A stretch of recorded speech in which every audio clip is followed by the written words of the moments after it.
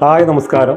പേരിന്റെ പൊരുൾ തേടിയുള്ള യാത്ര നമ്മൾ തുടർന്നുകൊണ്ടിരിക്കുമ്പോൾ ഇന്ന് നമ്മൾ എത്തിച്ചേർന്നിരിക്കുന്നത് കൊല്ലം ജില്ലയിലെ ക്ലാപ്പന എന്ന ഗ്രാമത്തിലാണ്. ക്ലാപ്പന എന്ന പേരിനെ കുറിച്ചും ആ നാടിനെ പറ്റിയും കൂടുതൽ അറിയാൻ പോകാം വീഡിയോയിലേക്ക്. ക്ലാപ്പന എന്ന പ്രദേശം കിഴക്ക് ഓച്ചിറ ഗ്രാമപഞ്ചായത്തിൻ്റെയും വടക്ക് ദേവികുളങ്ങര പഞ്ചായത്തിൻ്റെയും തെക്ക് കുലശേഖരം പഞ്ചായത്തിൻ്റെയും പടിഞ്ഞാറ് ആലപ്പാട് ഗ്രാമപഞ്ചായത്തിൻ്റെയും അതിർത്തികൾ പങ്കിടുന്ന ഒരു കൊച്ചു ഗ്രാമമാണ്. കർഷകരും കർഷക തൊഴിലാളികളും മത്സ്യത്തൊഴിലാളികളും തിങ്ങിപ്പാർക്കുന്ന ഇവിടെ ഏകദേശം 6500 കുടുംബങ്ങളിൽ നിന്നായി 30,000-ഓളം വരുന്ന ജനങ്ങൾ അധിവസിക്കും. ക്ലാപ്പനയിൽ 15 വാർഡുകളാണ് നിലവിലുള്ളത്. ക്ലാപ്പനയുടെ വടക്ക് പടിഞ്ഞാറ് ഭാഗത്ത് പ്രയാർ തെക്ക് 1 എന്ന് തുടങ്ങി ക്ലാപ്പനയുടെ പടിഞ്ഞാറ് പെരിനാട് എ 15-ാം വാർഡായി അവസാനിക്കും. ഇതിൽ തന്നെയുള്ളൊരു പ്രത്യേകത, ചേരമൻ പെരുമാളിൻ്റെ ഒരു വാസസ്ഥലം കൂടിയായിരുന്നു ഈ ക്ലാപ്പന. അതുകൊണ്ട് തന്നെ ക്ലാപ്പനയിലെ 10-ാം വാർഡ് ഇന്നറിയപ്പെടുന്ന പെരുമാന്തഴ എന്ന ഭാഗം, ആ പേര് തന്നെ ഉണ്ടായത് പെരുമാളിൻ്റെ പേരുമായി ബന്ധപ്പെട്ടാണ്. ചേരമൻ പെരുമാളിൻ്റെ പേരുമായി ബന്ധപ്പെട്ട് പെരുമാളിൻ്റെ തറ എന്നുള്ളത് പിൽക്കാലത്ത് പെരുമാന്തഴയായി മാറി എന്നുള്ളത് ഒരു ഐതിഹ്യമാണ്. അതുപോലെ തന്നെ വിളവെടുപ്പ് കാലത്ത് അവർ പ്രതീക്ഷിച്ചതിനേക്കാൾ കൂടുതൽ വിളകൾ ആ കർഷകർക്ക് ലഭിക്കുന്നത് കൊണ്ട് തന്നെ ആ പ്രദേശത്തിന് വിള വരമായി ലഭിക്കുന്ന ഒരു പ്രദേശം എന്ന പേരിൽ വരവിള എന്ന പേര് കിട്ടി എന്നാണ് നമുക്ക് മനസ്സിലാക്കുവാൻ കഴിയും. നൂറ്റാണ്ടുകളുടെ ചരിത്ര പാരമ്പര്യമാണ് ക്ലാപ്പനയ്ക്കുള്ളത്. ഇപ്പോൾ ക്ലാപ്പന എന്ന് പറയുമ്പോൾ ചരിത്രത്തിൻ്റെ ഒരു ഗതി നോക്കുകയാണെങ്കിൽ, അതായത് ദേശിങ്ങനാടിനും അമ്പലപ്പുഴ രാജ്യത്തിനും ഇടയിൽ ഉണ്ടായിരുന്ന ഒരു വലിയ പ്രദേശമുണ്ട്. ആ പ്രദേശത്തെ അധിപൻ കായംകുളം രാജാവായിരുന്നു. ആ കായംകുളം രാജാവിൻ്റെ ഭരണ അതിർത്തിയിൽപ്പെട്ട പ്രദേശമായിരുന്നു ക്ലാപ്പന.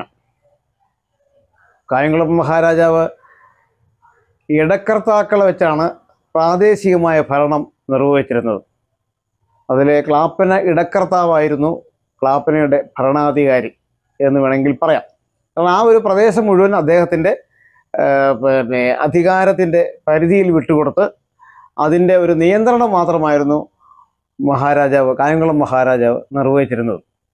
അപ്പോൾ ക്ലാപ്പന ഇടക്കർത്താവിൻ്റെ ഭരണപരമായ പ്രദേശങ്ങൾ ഏതാണ്, അധികാര പ്രദേശങ്ങൾ ഏതാണെന്ന് ചോദിച്ചു കഴിഞ്ഞാൽ, അങ്ങ് വടക്ക് ഓച്ചിറ കഴിഞ്ഞാൽ പ്രയാർ ഇടയനമ്പലം മുതൽ തെക്ക് കന്നേറ്റി വരെ നീളുന്ന ഒരു വലിയ പ്രദേശമായിരുന്നു. ഈ വലിയ ഭൂവിഭാഗത്തിൻ്റെ നിയന്ത്രണം മുഴുവൻ ക്ലാപ്പന ഇടക്കർത്താവിൻ്റെ ഭാഗമായിരുന്നു. വിദ്യാഭ്യാസമായി പറഞ്ഞാൽ ക്ലാപ്പന ഒരു വിദ്യാഭ്യാസ മേഖലയിൽ ഏറ്റവും മുൻപന്തിയിൽ നിന്ന ഒരു പ്രദേശമായി. മണ്ണാറ സ്കൂള് ഉൾപ്പെടെ വിദ്വാൻ അച്യുതൻ സ്ഥാപിച്ച പരിശ്ശേരിൽ സ്കൂള് ഉൾപ്പെടെ നിരവധി സ്കൂളുകൾ ഈ ഗ്രാമപഞ്ചായത്തിൽ പ്രവർത്തിക്കുകയും ആ സ്കൂളുകളിലൊക്കെ സംസ്കൃത വിദ്യാഭ്യാസം നടക്കുകയും ചെയ്തു എന്നുള്ളത് ഒരു പ്രത്യേകതയാണ്. പരിശ്ശേരിൽ സ്കൂളാണ് പിൽക്കാലത്ത് ഷൺമുഖവിലാസം സ്കൂളായി മാറുകയും ആ സ്കൂളിൽ ശ്രീനാരായണ ഗുരുദേവൻ വന്ന് താമസിക്കുകയും ചെയ്തിട്ടുണ്ട്. ഇന്ന് ഏഷ്യയിലെ ഏറ്റവും വലിയ പിക്ചർ ഗാലറി സ്ഥാപിച്ചിട്ടുള്ളത് ഈ സ്കൂളിലാണ്. അന്നത്തെ എച്ച് എം ആയിരുന്ന ബഹുമാന്യനായ പ്രഭാകരൻ സാറ് മുൻകൈയെടുത്ത് സ്ഥാപിച്ച ആ പിക്ചർ ഗാലറി ഇന്ന് ലോകമെമ്പാടും ശ്രദ്ധിക്കുന്ന ഒരു ഗാലറിയായി മാറിക്കൊണ്ടിരിക്കുന്നു.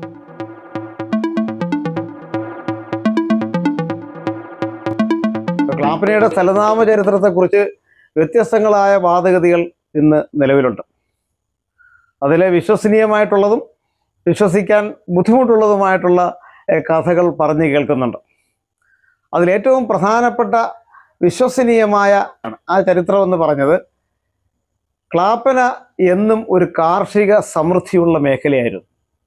വിവിധങ്ങളായ വിളകൾ, 3 പൂവുകൾ, ഇരിപ്പൂവല്ല 3 പൂവ്, മുപ്പൂവാണ് ഇവിടെ കൃഷി ചെയ്തുകൊണ്ടിരുന്നത്. 2 പൂവ് നെല്ലും, 1 പൂവ് എള്ള്, പയറ്, മുതിര തുടങ്ങിയവയും സമൃദ്ധമായി കൃഷി ചെയ്തുകൊണ്ടിരുന്ന ഒരു കാർഷിക മേഖലയായിരുന്നു ക്ലാപ്പന. അപ്പോൾ ഈ പ്രദേശത്ത് വിളവെടുത്ത് കഴിഞ്ഞാൽ അടുത്ത വയൽ ഒരുക്കുന്ന ഒരു സീസണുണ്ട്, 3 തവണ. അപ്പോൾ ആ വയൽ ഒരുക്കുന്നതിനായിട്ട് ക്ലാപ്പനയിലെ അന്ന് കാളകളെ മാത്രമായിരുന്നു ഉഴവിന് ഉപയോഗിച്ചത്. കാളകളും പോത്തുകളുമായിരുന്നു ഉഴവിന് ഉപയോഗിച്ചുകൊണ്ടിരുന്നത്.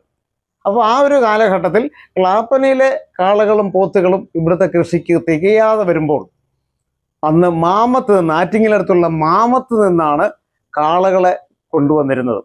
മാമത്തുള്ള കുറേ കാളകളെ വളർത്തുന്ന ആൾക്കാർ, അവർ പല പ്രദേശങ്ങളിലും കൃഷി സമയമാകുമ്പോൾ കാളകളെ കൊണ്ടുപോയി പൂട്ടുക, ഉഴവ് നടത്തുക പതിവായിരുന്നു. അങ്ങനെ ഇവിടെ ക്ലാപ്പനയിലും അവർ പതിവായിട്ട് വരുമായിരുന്നു. 3 പൂവിനും ഉഴവിന് വേണ്ടി കാളകളെ കൊണ്ടുവരുമായിരുന്നു. അപ്പോൾ അങ്ങനെ കൊണ്ടുവരുന്ന കാളകളെ ക്ലാപ്പനയുടെ തെക്കൻ മേഖലയിൽ പനകൾ ധാരാളമായിട്ട് ഉണ്ടായിരുന്നതായിരുന്നു. ഇന്ന് വളരെ അപൂർവമാണ് എങ്കിൽ പോലും അന്ന് സമൃദ്ധമായി പന കൃഷി ചെയ്തിരുന്ന സ്ഥലമാണ്. കാരണം പനന്തൊങ്കും പനങ്കള്ളും പനം ശർക്കരയും അന്നിവിടെ സമൃദ്ധമായിട്ട് ഉൽപ്പാദിപ്പിച്ചിരുന്നതാണ്. അപ്പോൾ ആ ഒരു പാരമ്പര്യത്തിൻ്റെ അടിസ്ഥാനത്തിൽ അവർ കാളകളെ കൊണ്ടുവരുമ്പോൾ ഈ കാളകളെ കെട്ടിയിരുന്നത് ഈ പനകളിലായിരുന്നു. കാളകളെ കെട്ടിയിരുന്ന പനകളെ കാളപ്പനകൾ എന്ന് വിളിക്കുകയും ആ പ്രദേശത്തിനാകെ പിന്നീട് കാളപ്പന പരിണമിച്ച് ക്ലാപ്പനയായി മാറുകയും ചെയ്തു. അപ്പോൾ കാർഷിക പാരമ്പര്യവുമായിട്ട് ബന്ധപ്പെടുത്തിയുള്ള ഈ ഒരു ചരിത്രം അത് യഥാർത്ഥ ചരിത്രം ആണെന്ന് തന്നെ നമുക്ക് വിശ്വസിക്കേണ്ടിയിരിക്കുന്നു. അതാണ് അതിൻ്റെ സത്യവും എന്നുള്ളത്. ചേരമൻ പെരുമാളിൻ്റെ താവളമായിരുന്നു ക്ലാപ്പന എന്ന് ഞാൻ പറഞ്ഞില്ല. ആ ചേരമൻ പെരുമാൾ ഇസ്ലാം മതം സ്വീകരിച്ചതിന് ശേഷം തറക്കല്ലിട്ട 18 പള്ളികളിൽ ഒരു പള്ളിയാണ് ക്ലാപ്പനയിലെ പുതുത്തെരുവ് മുസ്ലിം ജമാഅത്ത് പള്ളി. ആ പള്ളി തന്നെ ചൈനയിലെ വാസ്തു ശില്പപ്രകാരം നിർമ്മിച്ചിട്ടുള്ളതാണ്. അതുപോലെ തന്നെ 1840 പോർച്ചുഗീസുകാർ ക്ലാപ്പനയുടെ പടിഞ്ഞാറ് വടക്ക് ഭാഗമായ അഴീക്കലിൽ എത്തിച്ചേരുകയും ആ അഴീക്കലിൽ അവരൊരു കൂറ്റം പള്ളി പണിയുകയും ചെയ്തു. പോർച്ചുഗീസിൽ നിന്നും കൊണ്ടുവന്ന തടി ഉപയോഗിച്ച് അൾത്താരയും മറ്റും പണിതിട്ടാണ് ആ പള്ളിയുടെ പണി പൂർത്തീകരിച്ചത്. തുടർന്നുണ്ടായ കടൽക്ഷോഭത്തിൽ പള്ളി പൂർണ്ണമായി നശിക്കുകയും ആ പള്ളിക്ക് പകരമായി ക്ലാപ്പനയിലെ പള്ളിക്കടവ് എന്ന പ്രദേശത്ത് പുതുതായി ഒരു പള്ളി പണിയുകയും ആ പള്ളി ഇടത്തുവ പള്ളി, കൊച്ചെടത്തുവ പള്ളി എന്നാണ് അറിയപ്പെട്ടിരുന്നത്. അതാണ് നമുക്ക് ഇന്നറിയുന്ന സെൻറ്റ് ജോർജ് ദേവാലയം. ക്ലാപ്പനയിൽ മറ്റൊരു പ്രശ്നം എന്ന് പറയുന്നത്, ഒരു എടുത്തു പറയാവുന്ന ഒരു കാര്യം, ക്ലാപ്പനയിൽ ഓണാട്ടുകരയിൽ മദ്യശാലകൾ ഇല്ലാതിരുന്ന ഒരേ ഒരു പ്രദേശം ക്ലാപ്പനയാണ്.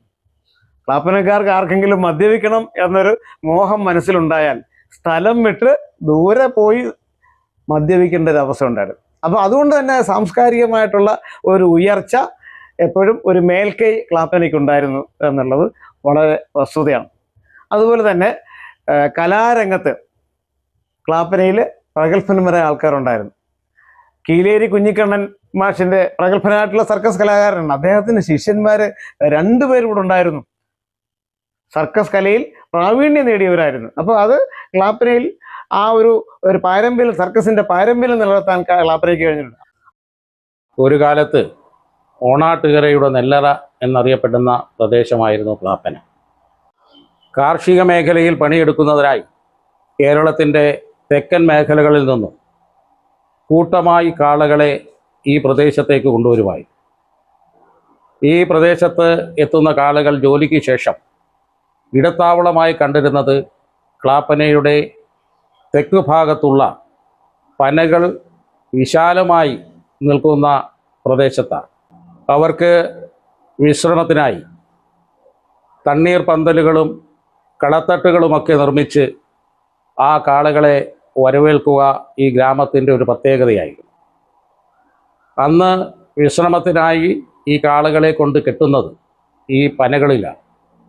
കാലാന്തരം കാളകളെ കെട്ടുന്ന പന എന്നുള്ളത് കാളപ്പനയായി മാറുകയും ആ കാളപ്പന പിൽക്കാലത്ത് ക്ലാപ്പന എന്ന പേരിലേക്ക് മാറുകയും ചെയ്തു. അത്തരത്തിലാണ് ക്ലാപ്പന എന്ന ഈ കൊച്ചു ഗ്രാമത്തിന് ക്ലാപ്പന എന്ന പേര് കിട്ടിയത് എന്ന് ഒരു ചരിത്രം ചൂണ്ടിക്കാണിക്കും.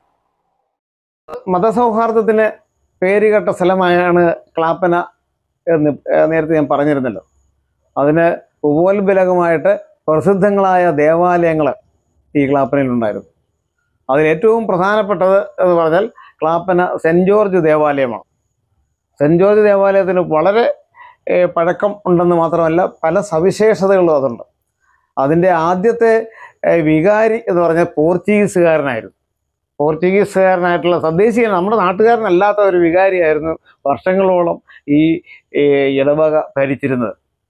അപ്പോൾ അദ്ദേഹത്തിൻ്റെ നേതൃത്വത്തിൽ ആണ് ഈ പള്ളി ഇപ്പോൾ കാണുന്ന സ്ഥലത്ത് സ്ഥാപിച്ചത്. യഥാർത്ഥത്തിൽ ഈ പള്ളി ആലപ്പാട് പഞ്ചായത്തിൽ 4 കിലോമീറ്റർ പടിഞ്ഞാറ് ഭാഗത്തായിരുന്നു ഇതുണ്ടായിരുന്നത്.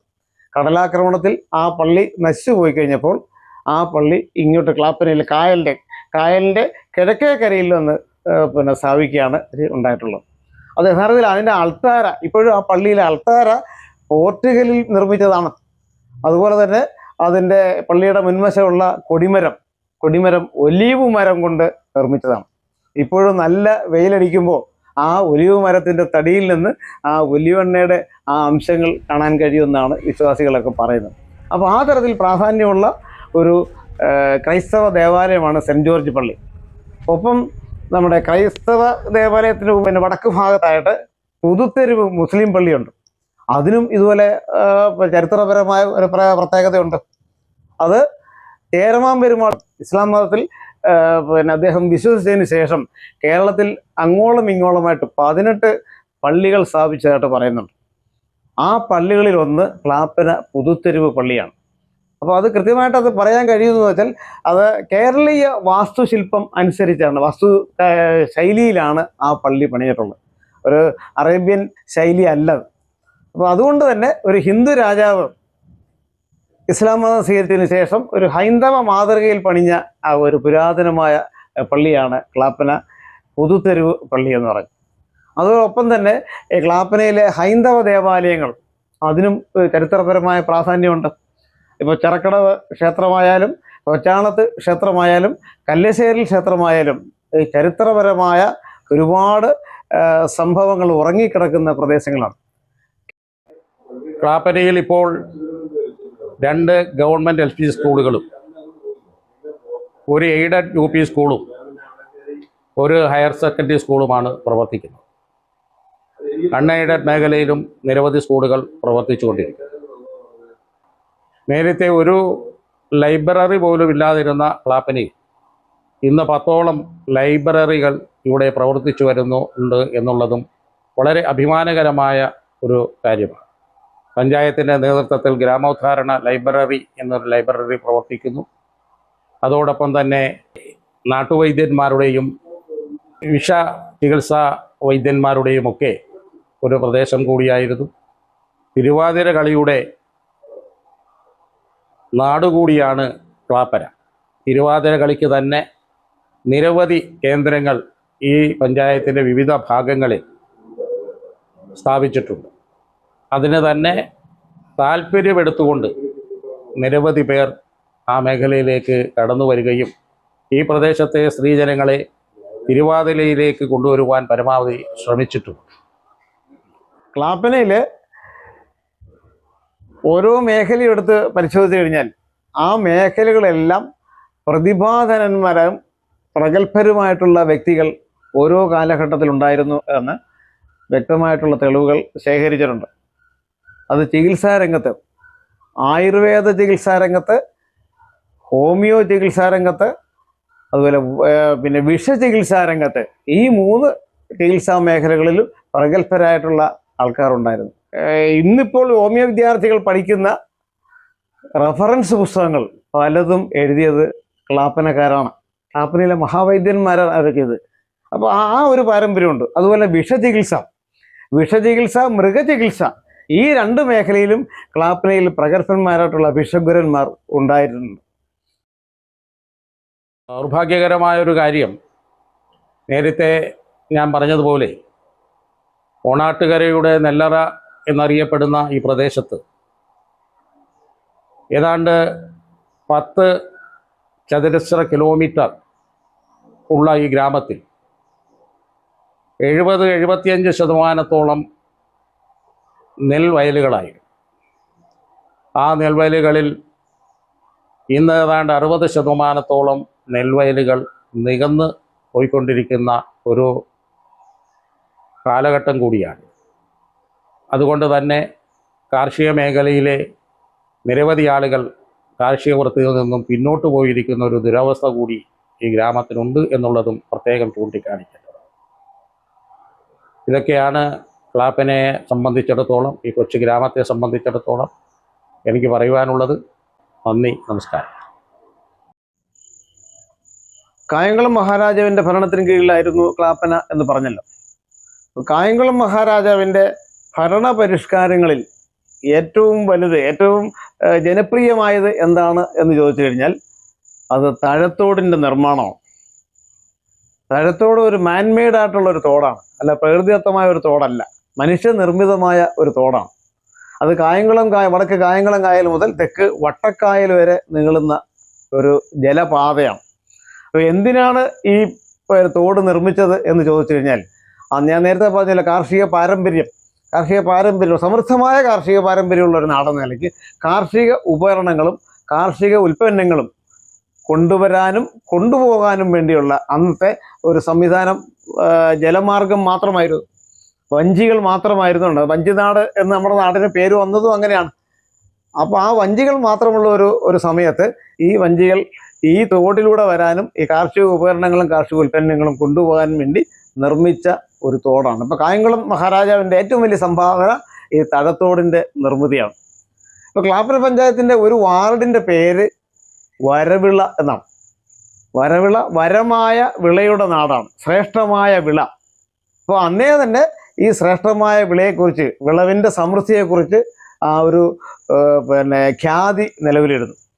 പിന്നെ മറ്റു ചില ചലനാമ ചരിത്രവും ഇവിടെ പലരും പറഞ്ഞ് ഞങ്ങൾ കേട്ടിട്ടുണ്ട്. അത് ക്ലാപ്പന പഞ്ചായത്തിന്, ഇപ്പോഴത്തെ പഞ്ചായത്തിൻ്റെ തെക്കൻ മേഖലയിലുള്ള ചിറക്കടവ് ക്ഷേത്രവുമായി ബന്ധപ്പെട്ടാണ്.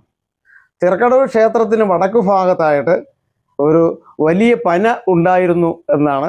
അപ്പോൾ അതിൻ്റെ ചുവട്ടിൽ, ആ പനയുടെ ചുവട്ടിൽ എത്ര തേച്ച് വെളുപ്പിച്ച ഓട്ടുവിളക്ക് വെച്ചാലും നിമിഷങ്ങൾക്കുള്ളിൽ അത് ക്ലാവ് പിടിക്കും എന്ന് അന്നത്തെ ഒരു ആൾക്കാർ പറഞ്ഞതായിട്ടുള്ളതാണ്. ക്ലാവ് പിടിപ്പിക്കുന്ന ക്ലാവ് പന പിന്നീട് ക്ലാപ്പനയായി മാറി എന്നൊരു വാദഗതിയാണ്.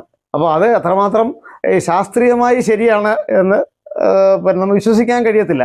എങ്കിൽ പോലും ഈ കാർഷിക പാരമ്പര്യത്തിൻ്റെ അടിസ്ഥാനത്തിലുള്ള ആദ്യത്തെ ആ ഒരു സലനാമ ചരിത്രമാണ് ഏറ്റവും കൂടുതൽ വിശ്വസനീയമായിട്ടുള്ളത് എന്നെനിക്ക് തോന്നുന്നു. അങ്ങനെ ക്ലാപ്പന എന്ന നാടിനെ കുറിച്ചും ആ പേരിനെ പറ്റിയും കുറച്ച് കാര്യങ്ങളെങ്കിലും നിങ്ങൾക്ക് മനസ്സിലാക്കാമെന്ന് വിശ്വസിക്കുന്നു. നിങ്ങളുടെ അഭിപ്രായങ്ങൾ, നിർദ്ദേശങ്ങൾ തീർച്ചയായും കമൻ്റായി അറിയിക്കുക. ഈ ചാനൽ സപ്പോർട്ട് ചെയ്യാൻ മറക്കരുത്. മറ്റൊരു വീഡിയോയുമായി കാണുന്നത് വരെ നന്ദി, നമസ്കാരം.